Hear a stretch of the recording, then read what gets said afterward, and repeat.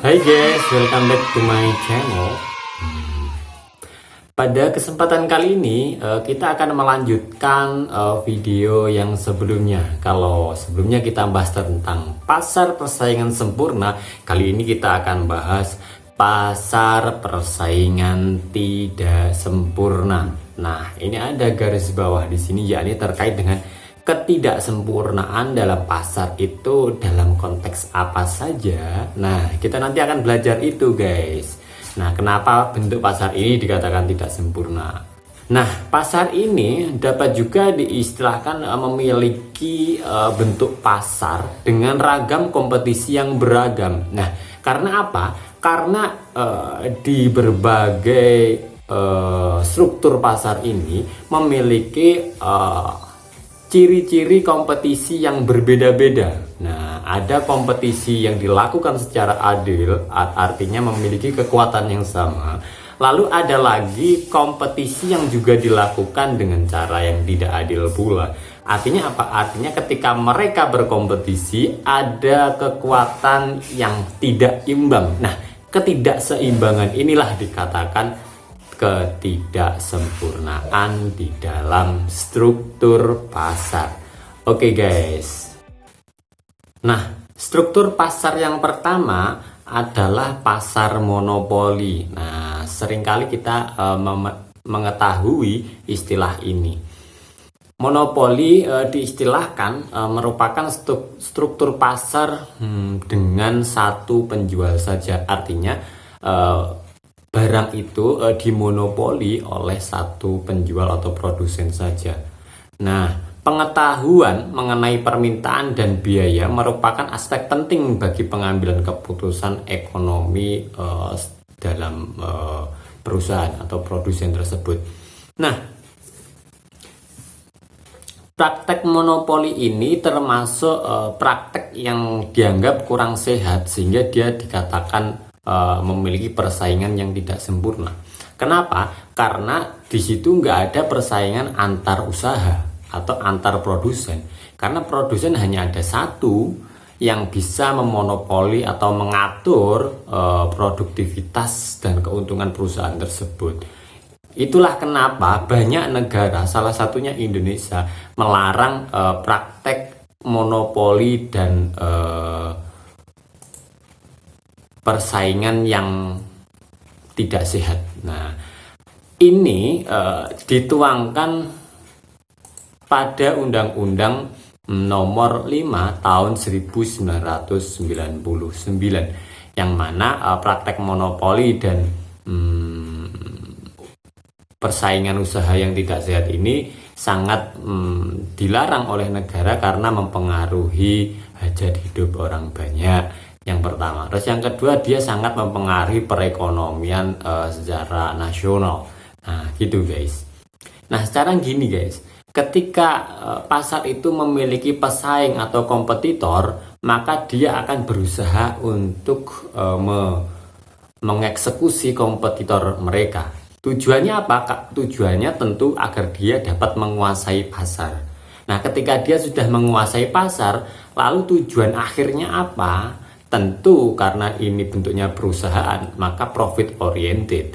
Nah, itulah kenapa penguasaan pasar ini ketika di sana sudah tidak ada pesaing, dia dapat memanipulasi hasrat konsumen dengan keinginannya sendiri, yakni dia mau meningkatkan produktivitasnya oke, dia mau menaikkan harganya oke, tetap aja laku karena apa? Hanya ada satu opsi saja bagi seorang konsumen. Nah, inilah kenapa di dalam pasar persaingan tidak sempurna dalam konteks ini adalah struktur pasar monopoli ini sangat dilarang oleh negara karena sangat memberatkan konsumen. Nah, gitu guys singkatnya.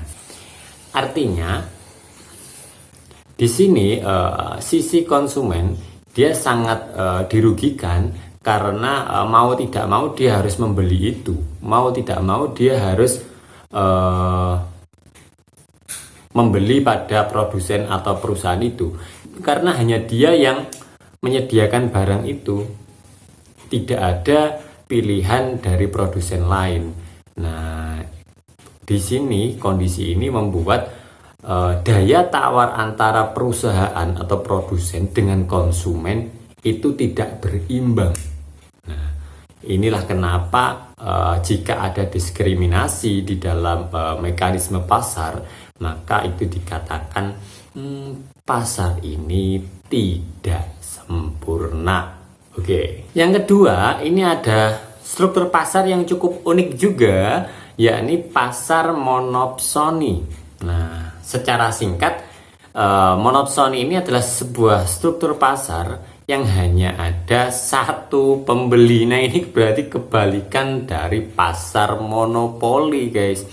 Ketika pembeli hanya satu, lantas bagaimana cara perusahaan bersaing? Nah, persaingannya ada di mana? Gitu ya, guys.